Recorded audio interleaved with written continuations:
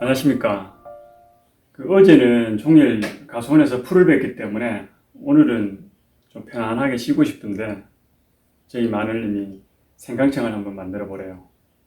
근데 이제 유튜브에 들어가 보면 생강청을 만들어서 올린 게 굉장히 많아요. 만들어 보지 않는 사람은 이제 막 검색을 하는 거죠. 어느 게 좋을까? 근데 어떤 사람이 만드는 방식을 그 레시피를 따라서 하기보다는 그 생강청을 만드는 원리에 대해서 이해를 하고 만들면 자기에게 맞는 생강청을 만들 수 있지 않을까 그런 생각이 들어서 그 생강청을 만드는 원리에 대해서 제가 조금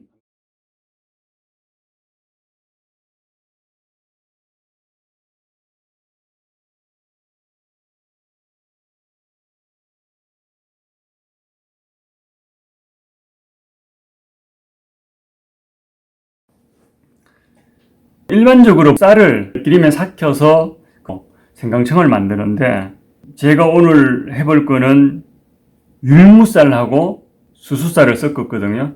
근데 율무쌀하고 수수쌀은 상당히 몸에는 좋지만 만들기는 얘들이 좀 까다롭습니다. 얘들은 잘 안 사가요. 그래서 소량으로 할 때는 밥을 한 다음에 갈아줄 겁니다. 대량으로 할 때는 그렇게 갈기가 굉장히 어렵거든요. 대량으로 하는 방법은 오늘 보여드릴 수는 없고요. 오늘은 소량으로 하는 방법만 보여드리겠습니다. 물 양은 일반 밥 지을 때처럼 양을 맞추면 되고요. 한 2시간 정도 불려주면 좋습니다. 불려준 다음에 밥을 하도록 하겠습니다. 착즙을 완료했습니다. 녹말을 깔아앉힐 거예요. 녹말이 몸이 나쁜 건 아닌데 녹말이 조금만 들어가도 상당히 맵습니다. 그래서 어린아이들이나 매운 걸 싫어하는 사람들은 먹기가 힘들기 때문에 녹말을 가라앉혀서 유물만 사용하도록 하겠습니다. 밥을 지었는데요. 이 밥을 그대로 삭히면 딱딱해서 잘 삭지 않기 때문에 밥을 갈아줘야 됩니다. 삭힐 때 물을 이제 얼만큼 넣느냐 이렇게 하면 갈아진 만큼 물을 많이 넣으면 나중에 그만큼 많이 졸여야 되거든요. 많이 졸여야 되기 때문에 시간도 오래 걸리고 그리고 전기세나 가스비도 많이 들어가기 때문에 조리는 시간이 오래 걸리잖아요. 그렇기 때문에 될 수 있으면 물은 적게, 최대한 적게 넣는 게 좋습니다. 적게 넣는다고 해서 삭지 않거나 그런 일은 절대로 없습니다.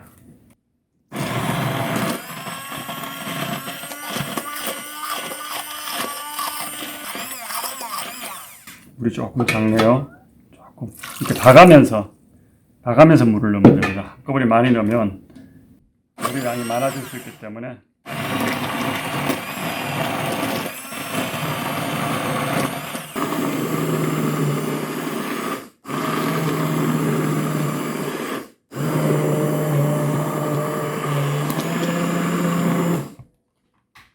엿기름은 많이 넣으면 50%까지 넣는 사람들도 있습니다. 그런데 20%, 10%만 넣어도 삭는 데는 문제가 없습니다.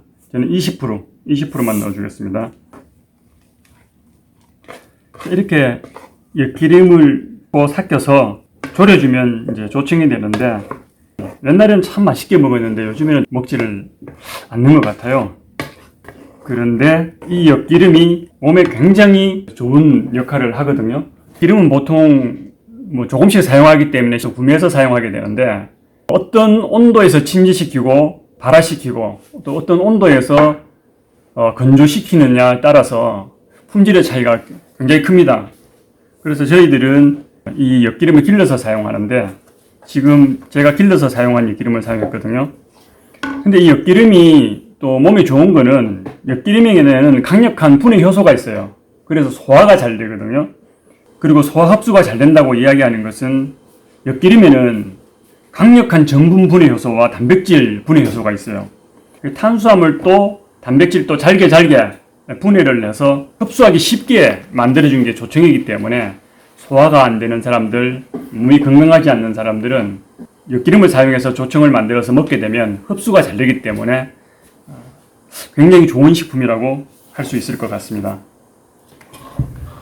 지금 밥을 한 다음에 믹서기로 갈아줬잖아요.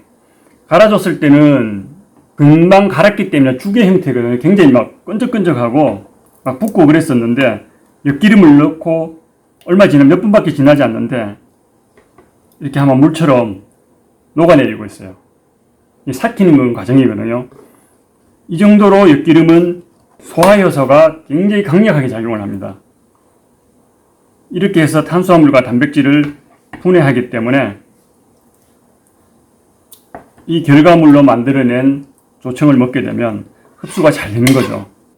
자, 그러면은 본격적으로 삭혀야 되는데 삭히는 온도가 굉장히 중요합니다. 보통 55도에서 65도 사이에서 삭혀주면 잘 삭는데 온도가 지나치게 낮거나 지나치게 높으면 얘들이 잘 안 삭아요. 그래서 집에서 삭힐 때 보온에 놨는데도 잘 안 삭는 경우가 있어요. 어떤 보온밥솥은 보온 온도가 73도 이렇게 올라가는 걸 봤거든요. 그리고 73도가 올라가게 되면 효소가 불활성화되어서 잘 삭지 않습니다. 그럴 경우에는 실패하게 되죠. 65도를 넘어서지 않도록 관리해 주는 게 굉장히 중요합니다. 자, 삭혀보도록 하겠습니다. 지금 거의 삭은 것 같은데요. 이게 잘 삭았는지 잘 삭지 않았는지는 이렇게 손으로 만져보면 이렇게 쭉정이만 남으면서 미끌거리지 않아야 돼요. 미끌거리면 삭지 않았다는 얘기거든요. 이렇게 손으로 이렇게 문질러 보면 쭉정이만 남아야 돼요. 쭉정이만.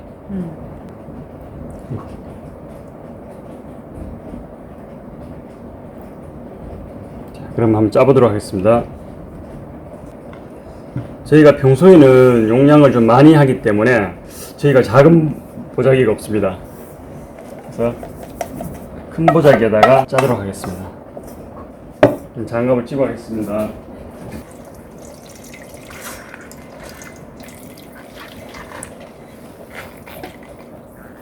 생강은 앙금을 한번 가라앉힌 다음에 이다가 다시 옮겨 놨습니다. 이물만 붓도록 하겠습니다.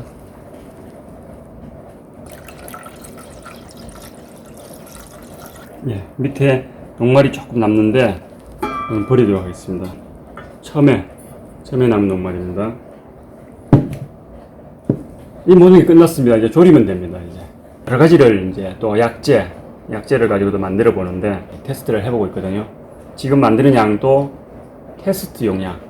그래서 300g 생강 300g 50대 50으로 생강 조청을 만들어 보겠습니다. 끓으면서 거품이 생기는데 거품은 깨끗하게 걷어줘야 됩니다.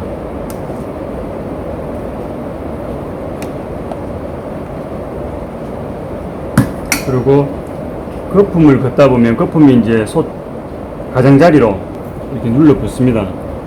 눌러 붙으면 요것도 싹 긁어서 내줘야 됩니다.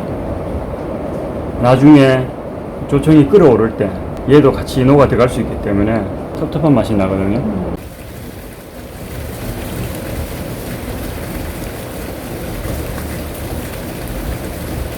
자, 다시 한번 걷어주도록 하겠습니다.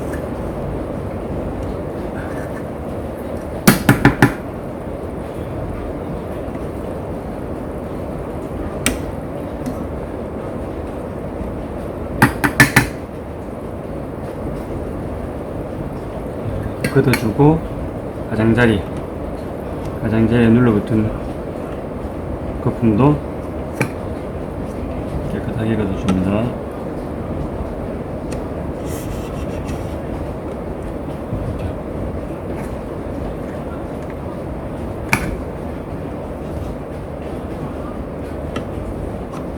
지금 이제 거품이 끓어오르기 시작하죠. 이때 조심해야 됩니다. 거품을 잘 걷어내지 않거나 불이 너무 강하면 순식간에 솥에 남는 것 없이 다 끓어 넘어버릴 수가 있습니다. 지금부터 잘 관찰하고, 저희 같은 경우는 이제 오래 많이 했기 때문에 어느 정도 파악하고 있기 때문에 큰 문제가 없지만 처음 하시는 분들은 이 거품이 한번 끓어오기 시작하면 굉장히 주의하셔야 됩니다. 저어주지는 않아도 되는데 이 끓는 시점이 오기 전까지 거품을 얼마나 잘 걷어줘야 되느냐, 그리고 이렇게 끓는 시점이 되면 불의 강도를 잘 조절해줘. 이 두 가지만 조절하면 눌러붙지도 않고 넘치지도 않고 그냥 계속 졸이기만 하면 돼. 근데 거품을 안 걷어주면 순식간에 다 넘어버리고 찌꺼기가 많으면 그리고 열이 세면 그런 상태에서 열이 세면 더 넘쳐버리지. 그리고 넘쳐버리는 양도 더 많아.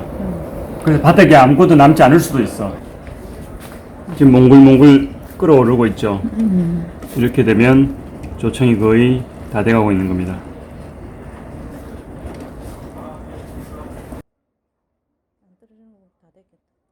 더 안 퍼지잖아 이게. 방울째 똑 떨어지는 게 아니고 이렇게 퍼졌는데 더 안 퍼지는 거야. 그럼 다 됐다고 해야지. 더 졸이면 엿이 되지 엿. 자, 마무리하겠습니다. 자, 병립을 하겠습니다. 자, 생강조청이 완성되었습니다.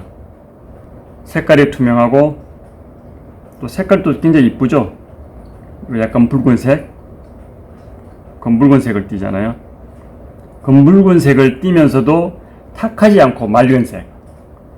이렇게 조청이 되었다는 얘기는 잘 사갔다는 얘기입니다.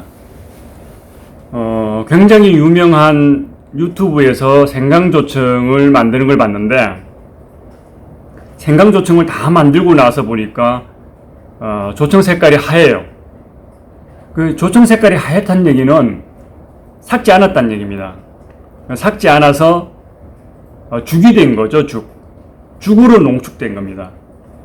탄수화물과 단백질이 다 분해된 상태에서 농축을 해야 되는데 분해되지 않는 상태에서 농축을 하다 보니까 죽 같은 현상이 일어난 거거든요. 자, 여러분들도 생강청 만들기에 도전해 보십시오. 부디 성공하시기를 바랍니다. 화이팅!